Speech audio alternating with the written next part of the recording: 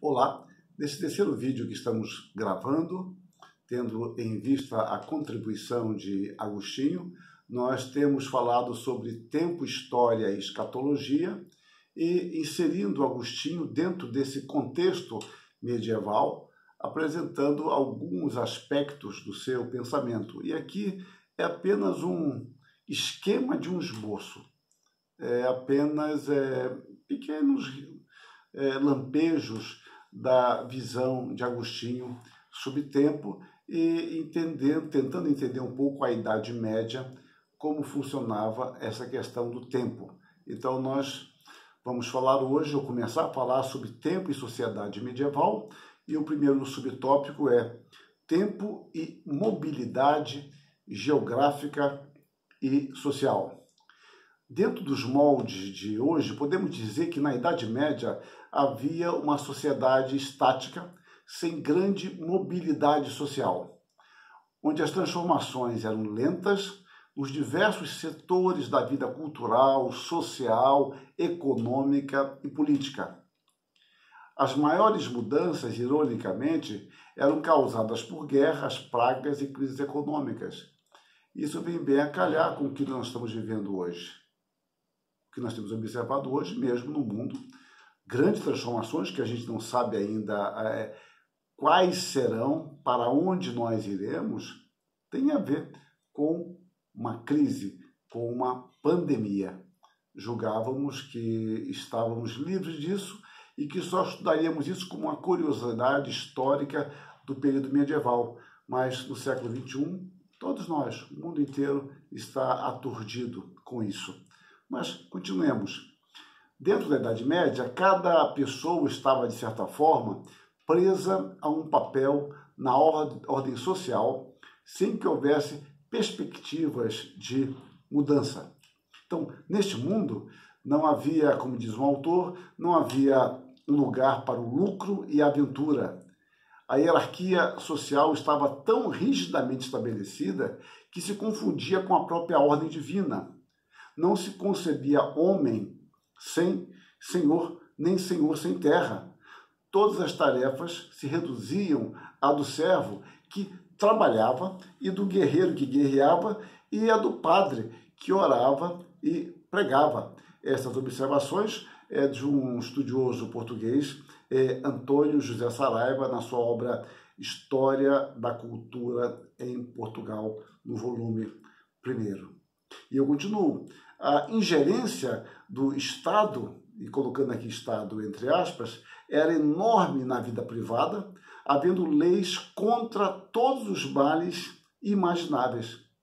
Ao mesmo tempo, havia uma unidade cultural das elites, reconstruída pela Igreja por intermédio do latim, a língua falada por toda a classe culta. Língua que se tornou o instrumento de comunicação culta.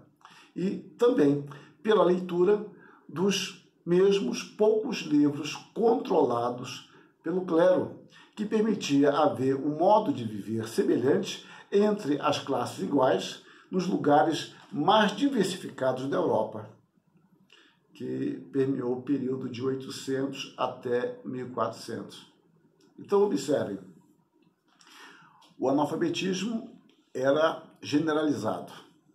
A classe culta sabia o latim.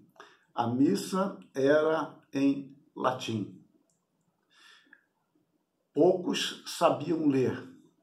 A grande parte da literatura publicada era em latim. Os assuntos preponderantes eram assuntos religiosos.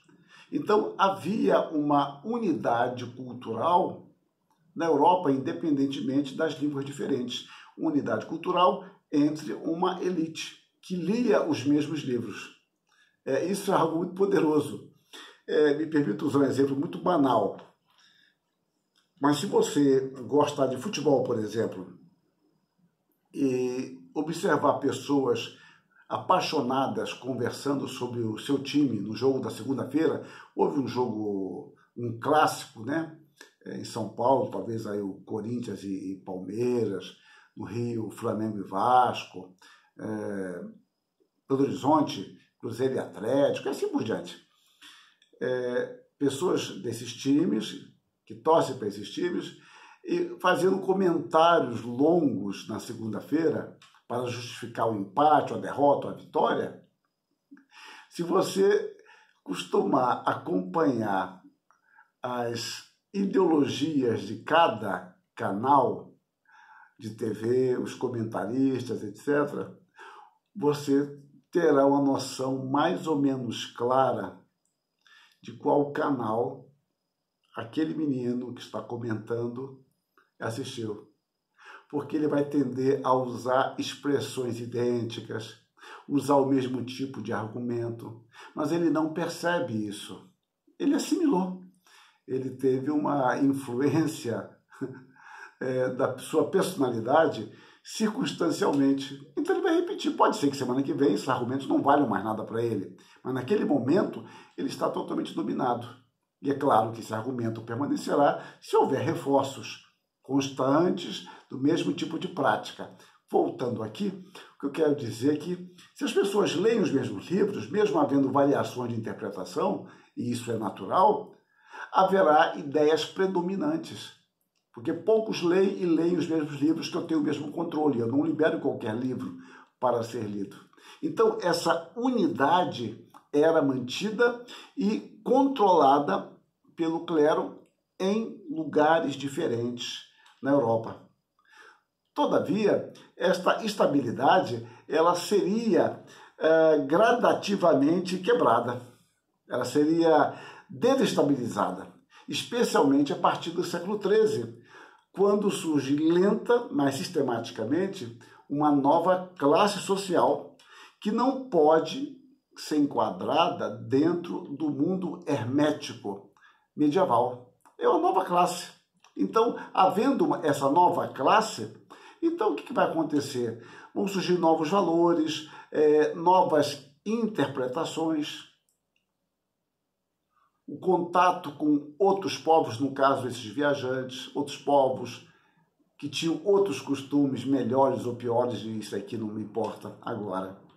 Então, eu cito aqui um autor muito lido, né? O antigo, já o Leo Huberman, que morreu em 1968, então, em que pese a sua visão dirigida sempre para o aspecto econômico como elemento de fomentação das transformações sociais, a sua observação ou as suas observações me parecem pertinentes aqui. Olha o que ele escreveu. Enquanto a sociedade permanecia estática com relação entre senhor e servo, fixada na tradição, foi praticamente impossível ao camponês melhorar sua condição. Estava preso a uma camisa de força econômica. Mas o crescimento do comércio, a introdução de uma economia monetária, o crescimento das cidades, proporcionaram-lhe os meios de romper os laços que o prendiam tão fortemente. Quando surgem cidades nas quais os habitantes se ocupam total ou principalmente do comércio e da indústria, passam a ter necessidade de obter do campo o suprimento de alimentos. Surge, portanto, uma divisão do trabalho entre cidade e campo. Uma se concentra na produção industrial e no comércio, e outra na produção agrícola, para abastecer o crescente mercado representado pelos que deixaram de produzir o alimento que consomem. Então, nesta sociedade predominantemente agrícola, o poder e prestígio estavam associados à terra e, logicamente, aos seus frutos. Quem possui terra, ao mesmo tempo, possui liberdade e poder. Por isso, o proprietário é simultaneamente senhor. Quem dela está privado fica reduzido à servidão. Assim, a palavra vilão designa do mesmo modo o camponês de um domínio e o servo. Quem está dizendo isso é o Henri Pirenne, o grande historiador belga. E a palavra vilão, né, bastante assumiu uma conotação bastante ideológica, né? Vilão é o sujeito que morava na vila. E daí a ideia de alguém rústico, sem uma, como eu vou dizer, sem uma educação formal, alguém mais descortês, vemos por analogia, daí a conotação depois de vulgaridade, vileza, baixeza, no sentido moral. E isso vai se associar, obviamente, à palavra vila, que é aldeia. Então, com o passar dos anos, dos séculos, a ideia que vai predominar que o vilão, que é o sujeito que vive na vila, um lugar mais distante, mais pobre, mais rústico, esse vilão, ele agora passa a ser o vilão da história. É muito interessante essa evolução dos termos, né? Dos termos. Mas se temos aqui quem conta essa história do vilão é o Bloch, né? O Bloch que conta a história do vilão. Mas vamos lá, eu estou aqui com Henri Pirenne. Então, mais à frente, o historiador Henri Pirenne continua falando da ideologia da Igreja Romana concernente ao trabalho. Abre aspas para ele. A finalidade do trabalho não é enriquecer, mas conservar-se na condição em que cada um nasceu, até que desta vida mortal passe a vida eterna. A renúncia do monge é o ideal que toda a sociedade deve aspirar. Procurar riqueza é cair do pecado da avareza. A pobreza é de origem providencial. Essa é a interpretação que o Henri Pirenne dá à compreensão, o ensino católico na Idade Média. Eu reproduzo a última parte da sua frase. A pobreza é de origem divina e de ordem providencial. De ordem providencial. Está no seu livro História Econômica e Social da Idade Média, páginas 17 e 19. Um outro autor, o Walser, escreveu: cria-se que esta hierarquia social não só se refletia no corpo humano, como também no cosmos, no universo de Deus. Assim como a cabeça governa o corpo, argumentam os escritores medievais. Deus governa o mundo e o rei governa a organização política. Assim como os anjos estão abaixo de Deus em 9 gamas e ordens, as partes nobres do corpo político estão abaixo do rei e os sacerdotes do corpo de Cristo, abaixo de Cristo. A desigualdade, portanto, defendia os padrões estabelecidos de obediência e deferência em que fazia uma atividade política independente, tão difícil na prática como inconcebível na teoria. Há uma hierarquia social. O modelo dessa hierarquia social, no caso, seria supostamente a vida celestial.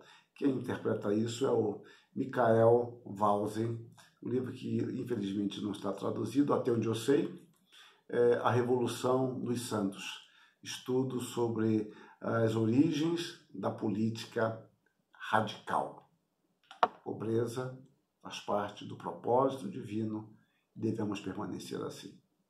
Mas eu continuo no próximo vídeo falando sobre este assunto, se Deus permitir. Que Deus nos abençoe. Amém.